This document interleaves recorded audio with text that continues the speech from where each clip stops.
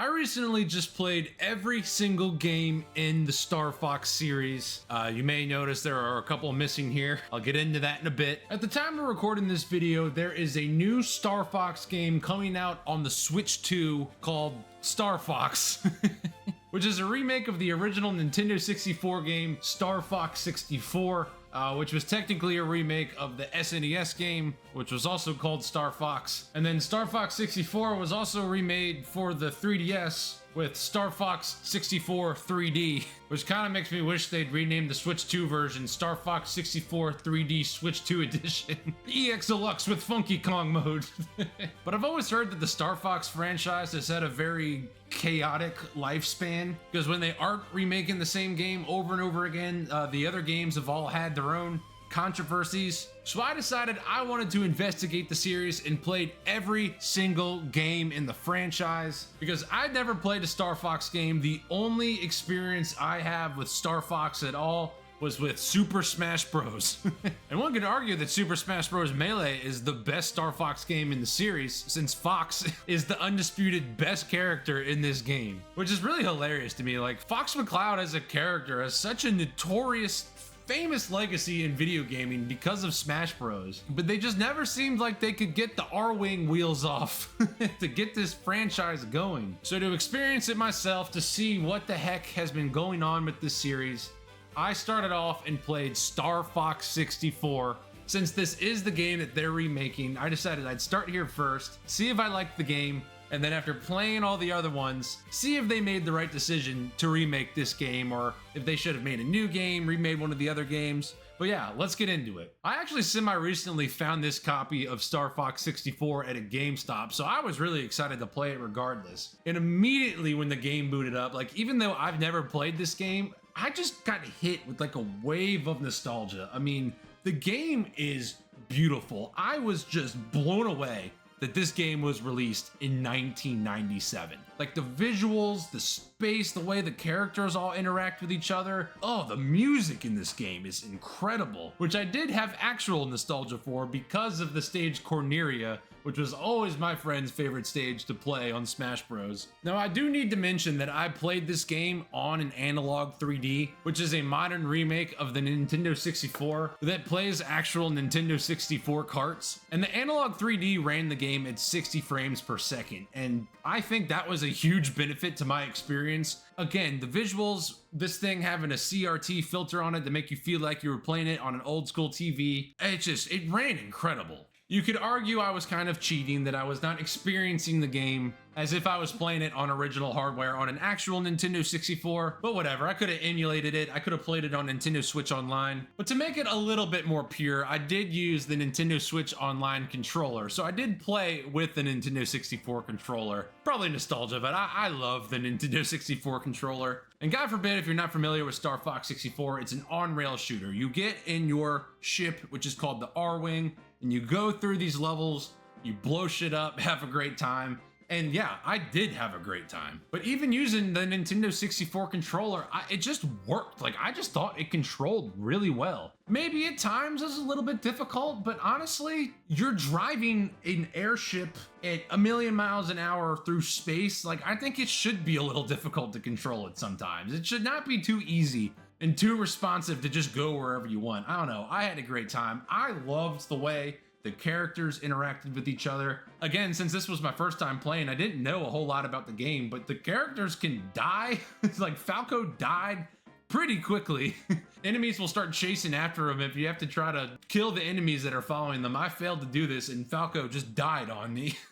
He does come back eventually if you keep playing, but I thought it was funny that when he did came back, he was pretty sassy at me for saving him, even though, like, the last time I didn't save him, he died. So, like, Falco, bro, what do you want from me? Yeah, I just had a lot of fun playing through this game. And I liked how it kept it fresh, because the on-rails parts, you're just getting from point A to point B, survive, don't die. Pretty simple.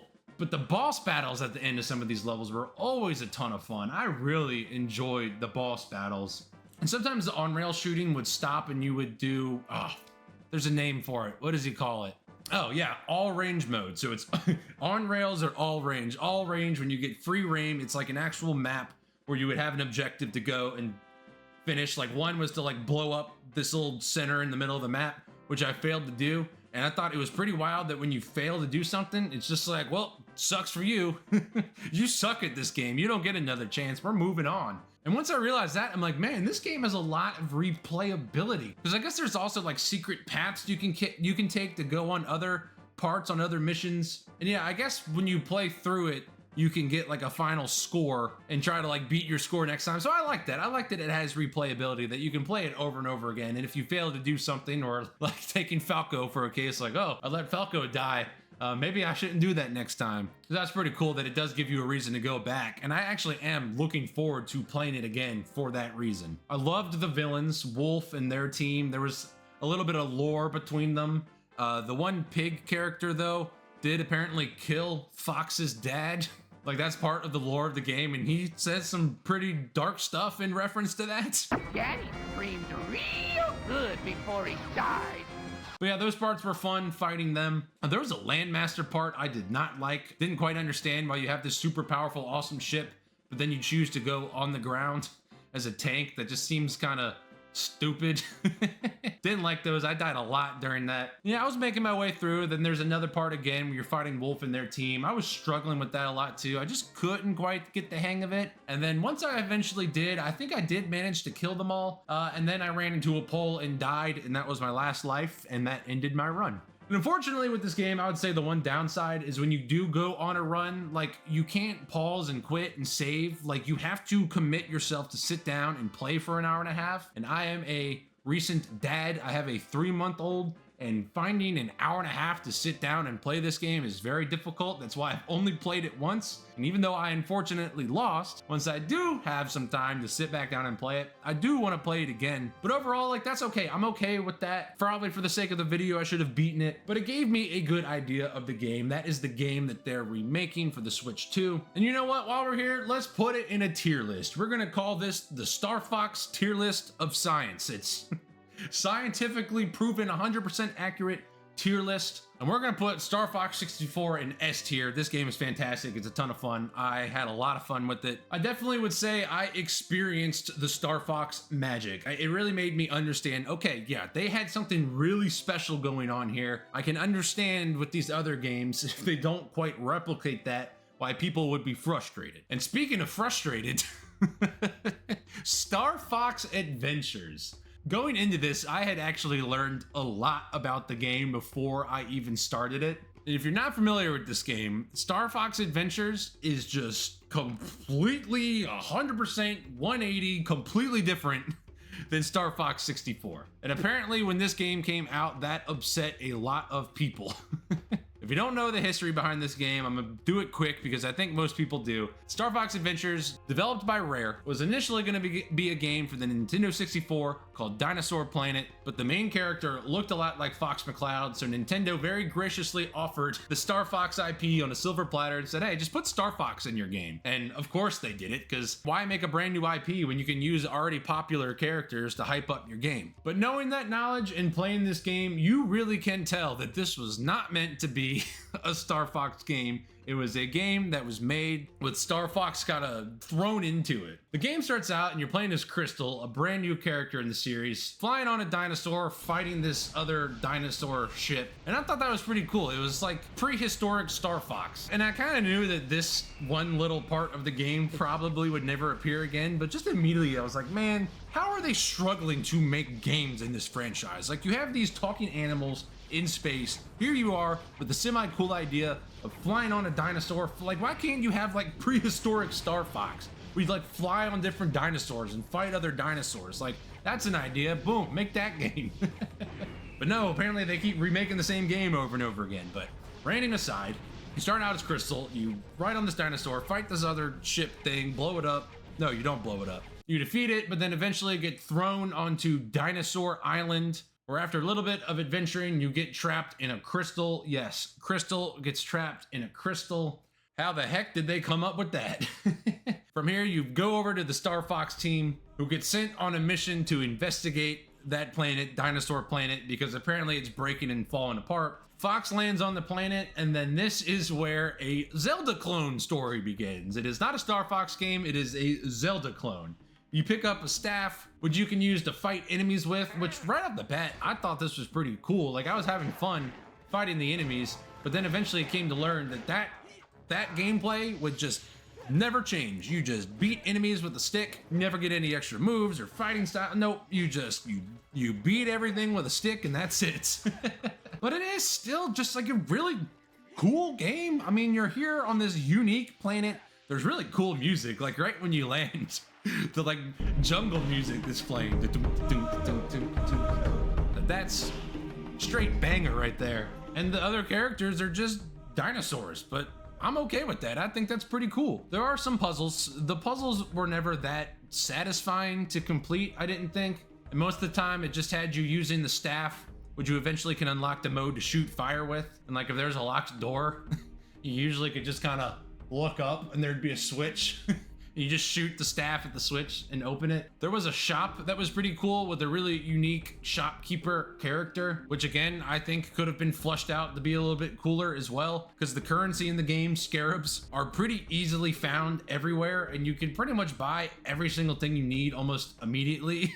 So that was kind of silly. And the story was confusing at times. Like I never quite understood why I was going to certain places. I mean, the whole point of it was you got on the planet to save the planet and save Crystal. And to do that, you had to go to the different planets to retrieve stones to put back at the main part. But also there were these spirits you had to also collect, which had different challenges. Like one of the challenges, like a Tony Hawk grinding thing where like you were trying to keep your pointer in the middle. That was incredibly random. But it was just so weird and quirky, and they just kept sending you to weird places, doing weird things, and the weirdness of it is kind of what kept me going, because I just wanted to keep seeing like, what the heck is this weird game gonna do next? Like at one point you're tied to a tree and you're having to like play almost a rhythm game to fight the dinosaurs off. I don't know, the weirdness.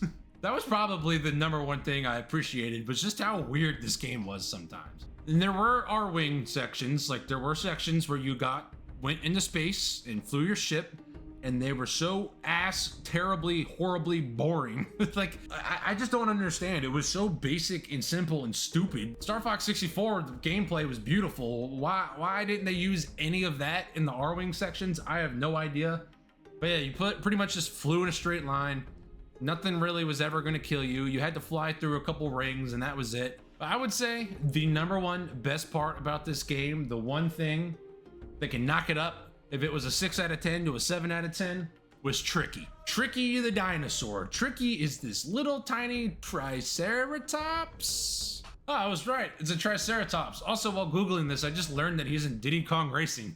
That's awesome. Okay, anyways. Tricky is a little dinosaur that follows you around for the majority of the game and helps you solve puzzles and talks to you, and he is my best friend. I love Tricky. I would die for Tricky. Tricky is the best character in this game, hands down. If Tricky is in S tier, everyone else is in D tier. If there are 1,000 fans of Tricky, I'm one of them. If there are no fans of Tricky, I'm dead. Long live Tricky. And so I really want to talk about the ending of this game as well. But before I do that, I want to segue to 2 more games and come back, because this game was so stupidly long that I would take breaks and play the other games and come back and work my way through it. And so I played the ending of this game after beating 2 of the others. So I want to talk about them first, and then we'll come back and talk about the ending of this game.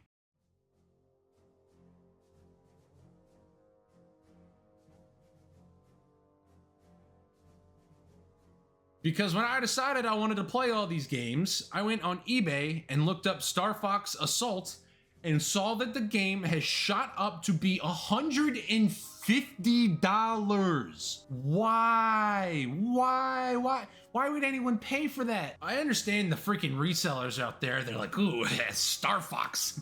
There's a new Star Fox game. I can sell the old ones for more money now. Like, I get them. That makes sense to me. Those people will never change. But why are people paying that much money for that game? Oh my God. This is a GameCube game for $150. and it's not even that good.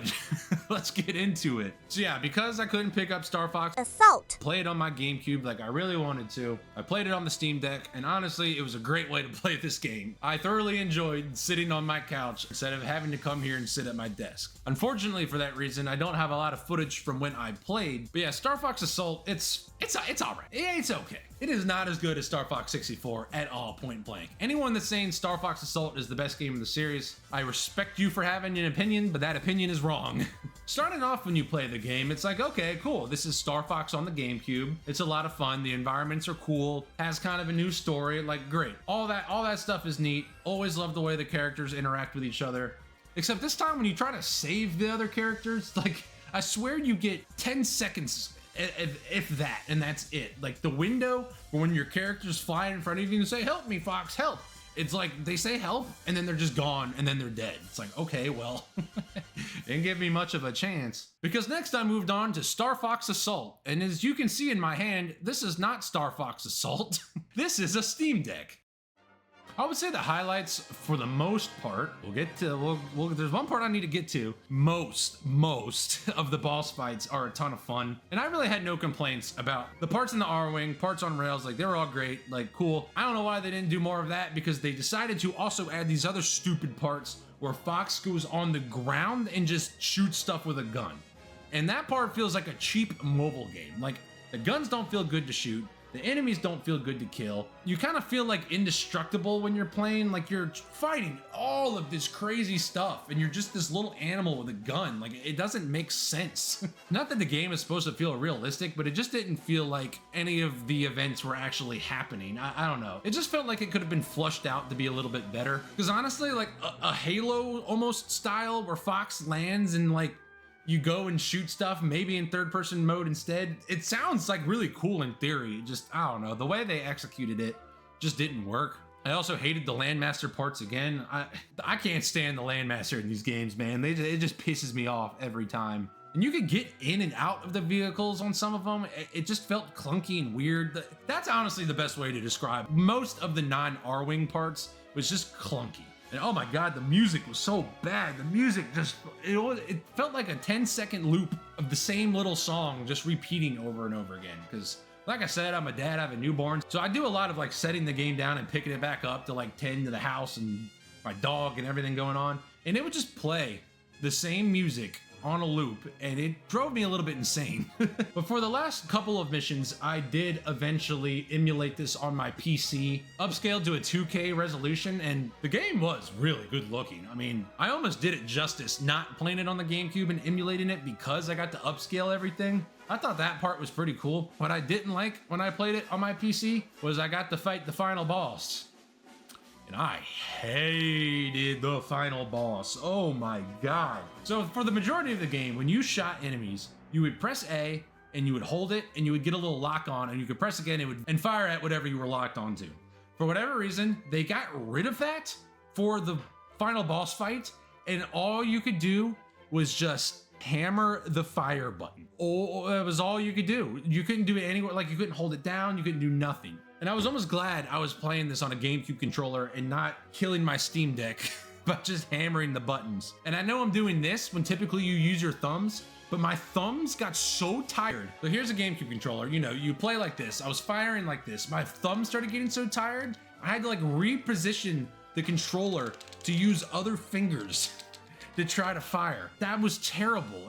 They should have renamed Star Fox Assault to Star Fox Assault on your thumbs. Oh my god, like my hands were like sore the next day. And the boss fight was like semi-cool. It had a lot of phases. Like the first phase, it had this armor. You had to fire and break the armor, which again, to break the armor, you just kept having to press the button over and over again. And then I'll expose the weak spot. You kill the weak spot. Then there was a second phase, which again was semi-cool.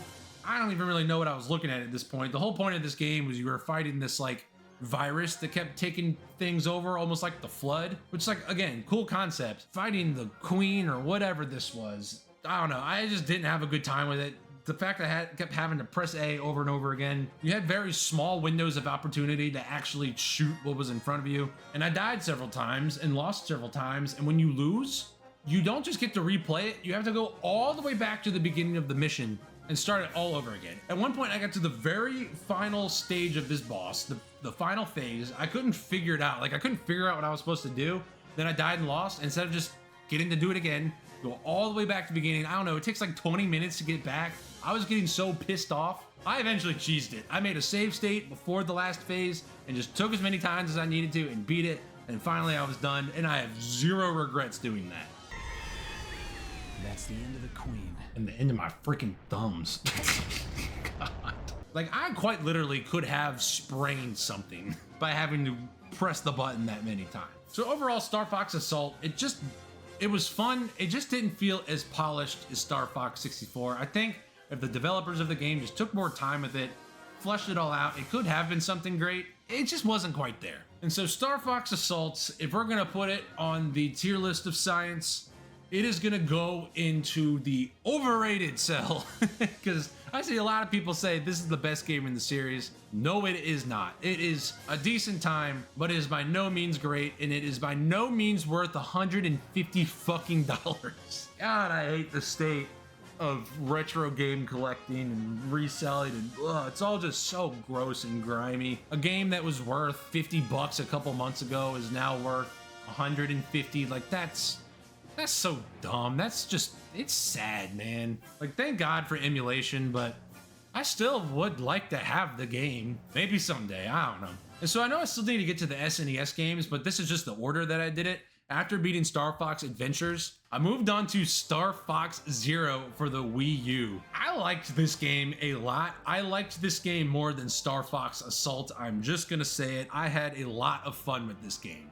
Right off the bat, it was just nice playing a game in HD after playing some of this retro stuff. I don't know, right from the very beginning, I thought the visuals of this game were great, but I think the main controversy behind this game is playing with the Wii U gamepad. I love the Wii U gamepad. I think it's one of the most comfortable controllers of all time. Like, it just feels really good to hold. And I appreciated that this game actually tried to use the Wii U gamepad, even though it didn't use it as well as maybe it could have. It still did, and I just appreciated how quirky and weird it was. But yeah, it was just back in the R-Wing. There wasn't a lot of goofy stuff. It was just good, fun Star Fox. A+.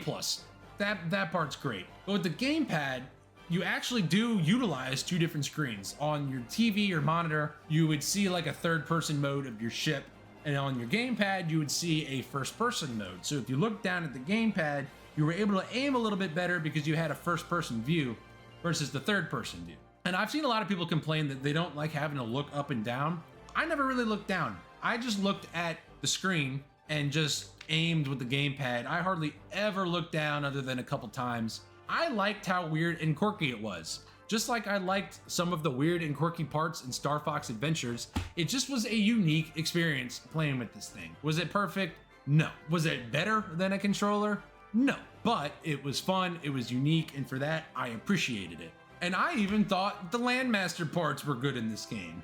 I think it was the best the Landmaster has been across any of the games. To me, the controls of the Wii U gamepad, it just worked. Because of the gamepad, you also get gyro controls, where if you turn your gamepad, it helps you aim a little bit better, so you could use a combination of the triggers and twisting the gamepad.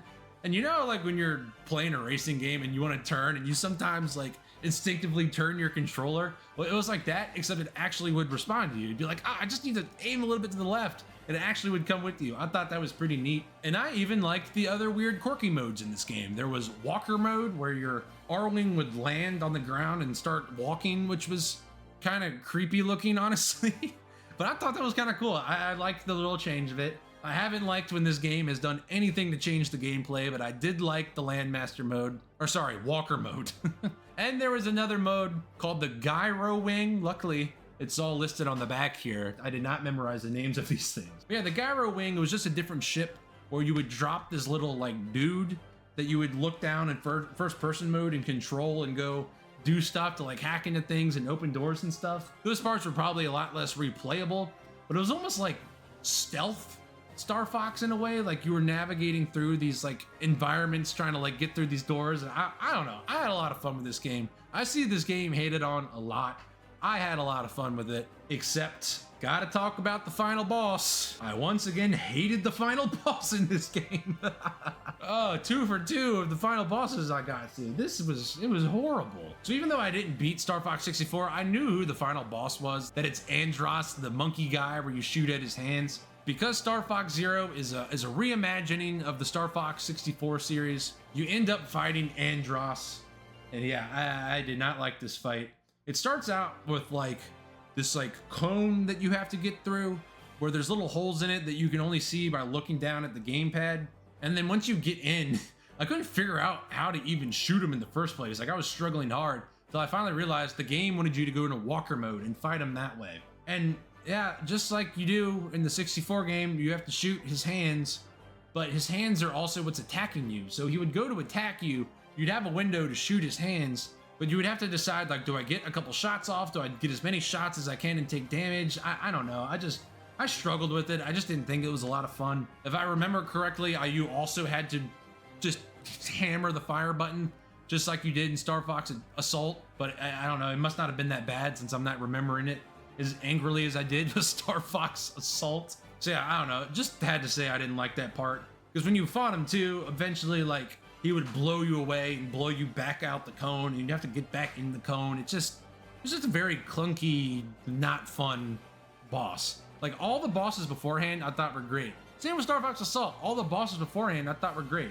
That boss, not so much. But there are also some like other missions after you beat the game you can go and do that I haven't done yet, and I'd like to go back and do them sometime. Like, I am way more likely to go back and play Star Fox Zero than I am Star Fox Assault. So if we're gonna put Star Fox Zero in the tier list of science, I'm putting it at underrated, right above Star Fox Assault. So yes, we have S tier, underrated, and overrated. And after beating these 2 games, I went back to Star Fox Adventures. Finally got through the whole game. And I gotta say, towards the end, some of the puzzles did get a little bit better. And there were some cool boss fights, like one you had to fight this giant dino by like leading him into a trap. And I was really excited to fight the main villain in this story, General Scales, who was actually, I thought was a pretty cool villain. And I guess spoilers, if you really care, like, I don't think you should care. I don't recommend you playing through all of this game. It took me like 15 hours, I think. I guess skip ahead to here if you really need to. We'll give you a second. Okay, here we go. But you don't end up actually fighting General Scales, the main villain in the game. Turns out this whole time he was being tricked by none other than Andross, the main villain in like every one of these Star Fox games. I think I actually got my reaction on my mic too, which I'm gonna play if I did. I've been looking forward What? to this day. It's To see you Andross. again, Fox McCloud. You fight Andross in every one of these games. Now, to destroy the Lilac System. Oh my god. Unbelievable. They only know how to make one boss. And even though this whole game, minus a couple stupid dumb sections, you've been on foot, you get in your R-Wing and you go and fight him. And like I said earlier, the R-Wing parts sucked, and it sucked even harder. Oh my god. It was awful. Once again, had to just hammer the fire button. Like, if there's anything they fix, like, good God, I'm praying in the Switch 2 version that there is absolutely no semblance of having to hammer the fire button, because it was just miserable. It was hard to aim. It wasn't fun. The whole game, like, this was not, like, why was the final boss in a ship? We haven't hardly been in a ship. Why am I in a ship now fighting Andross, the villain in all the other games that has had nothing to do with this game? Again, you just kind of shoot him in. You just tossed him in there at the very end. Shoot the bomb, shoot his monkey brain. Oh, just get him. We can get him, we can get him. Go, go, go, go, go, go. Go, let's go. Oh, it's over. And that's it, he just explodes. Oh my God. Oh my freaking hand, man.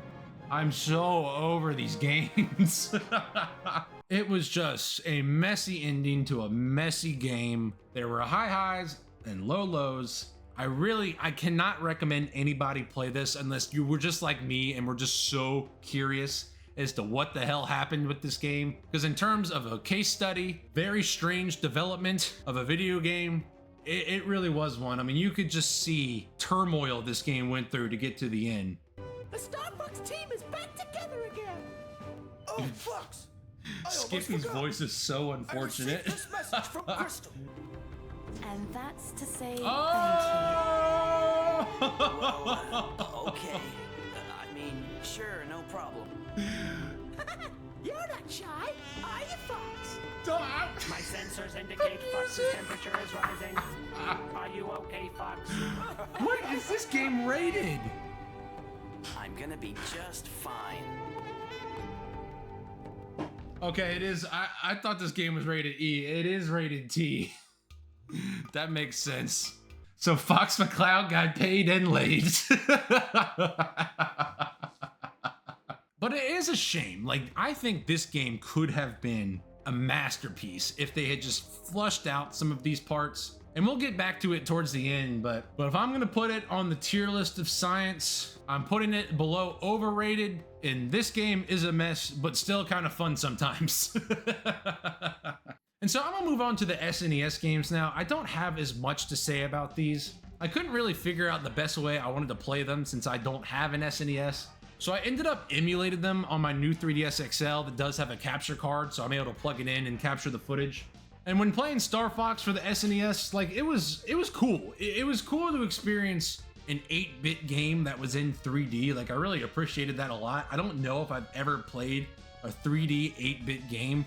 And it was very similar to Star Fox 64, on-rail shooter, go through, blow stuff up, don't die. I just didn't get very far in it. It wasn't running very well on my 3DS, I don't think.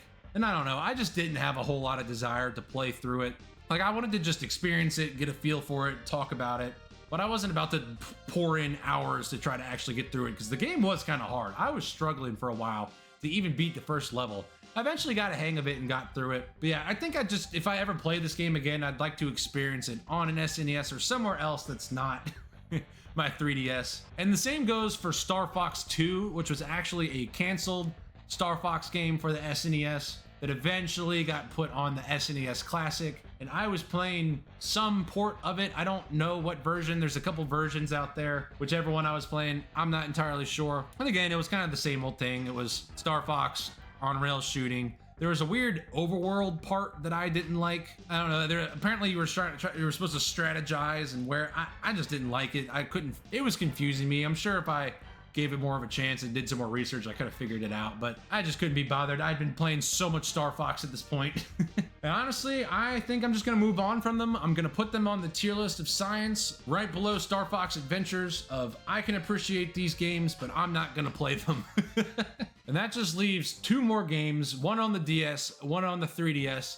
The first one I'm going to talk about is Star Fox Command. And as you can see, this is a DS cart I can just play with an SD card. And that's how I played the game. I think Star Fox Command's going for like $60 on eBay. I had a chance to buy this from GameStop for $17 and I didn't do it. And I really regret it because I don't think I'm ever going to get to buy that game for $17. But honestly, I don't even really want it because I don't like the game. I think I booted up this game. I started playing and I realized that you control your ship with the touchscreen. That's how you like move around. That's how you aim. You have to, let's see if I can flip this around. You fire by pressing the D-pad and you use the touchscreen to aim. I hate that. Any game on the DS that you have to aim with the stylus or like move around with the stylus just is a heavy no. It does not feel fun. You feel like such a dork sitting on the couch, moving around your little character or steering with it's just not fun. I'm not doing it. I picked it up, I started playing, I immediately put it down. I said, no, I'm not doing that. And then I tried it. I played a couple missions. Again, like Star Fox 2, it has the part of the overworld where you're like controlling. I didn't like that part. The story does seem kind of cool. There's like branching paths. Like when you play through, you can play it again and choose different paths and unlock different endings. Like that's all cool. That all sounds great, but I'm not controlling my ship with the stylus. I hated it. I didn't think it was fun. I'm 31 years old. I'm not gonna spend time playing a game I don't wanna play. I didn't wanna play it. I'm putting this game below the SNES games on not steering my ship with a touchscreen. And that leaves us with Star Fox 64 3D. Fantastic game. I loved it. It was Star Fox 64 again, but on the handheld with a 3D mode. Just sat here at my desk and played through with the capture card. Also had gyro aiming like the Wii U. You could tilt the DS and aim. Super cool. Love that they put that game on a handheld. And I had a ton of fun with it. It seemed a little bit easier. Like I don't know. Maybe I had just gotten so used to playing Star Fox games by this point, but I blew through it and hardly died, if not once or twice. But the game looked great on the 3DS. It ran great. I have zero complaints. It is right there on par with Star Fox 64. We're putting it up in S tier. The two are one and the same. If you play the 64 version, if you play the 3DS version, you're gonna have a great time. But this all leads back to the question, Star Fox Switch 2. Do I want to buy it and play it? Do I think the decision to remake Star Fox 64 was a great idea? Should they have done something else? And I still think I have mixed feelings about all of that. Number one, yes, I do want to buy and play it at some point, but I'm not in any rush. I think I still would like to play Star Fox.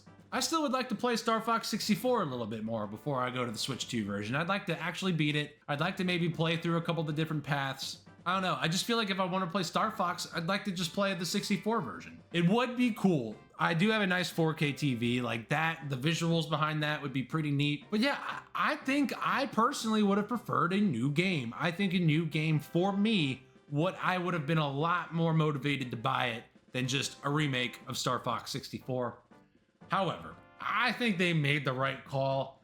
These games have all been so chaotic and so weird and funky, underdeveloped and not flushed out. Anybody trying to pick up Star Fox either probably has a bad taste in their mouth or was like me, has never played them, and to give them the best game in the series with beautiful visuals, completely remade from the ground up. Yeah, I think they made the right call, especially people that only have a Switch 2. Like, to play it on my analog 3D, like the analog 3D is not cheap. Finding the original cart could still be 30 bucks plus, and you still have to worry if it's even real or not. The Nintendo Switch Online control I played with is like $60.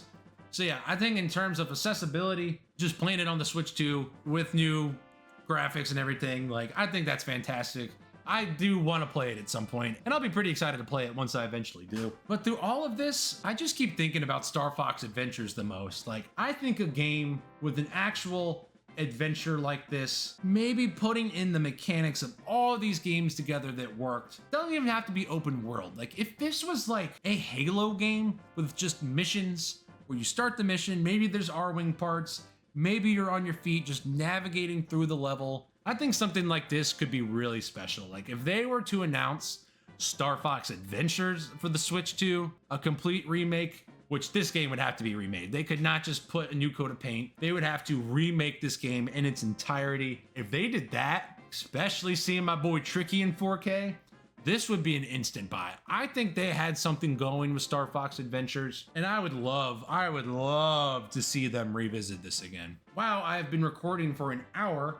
This video is going to be very difficult to edit.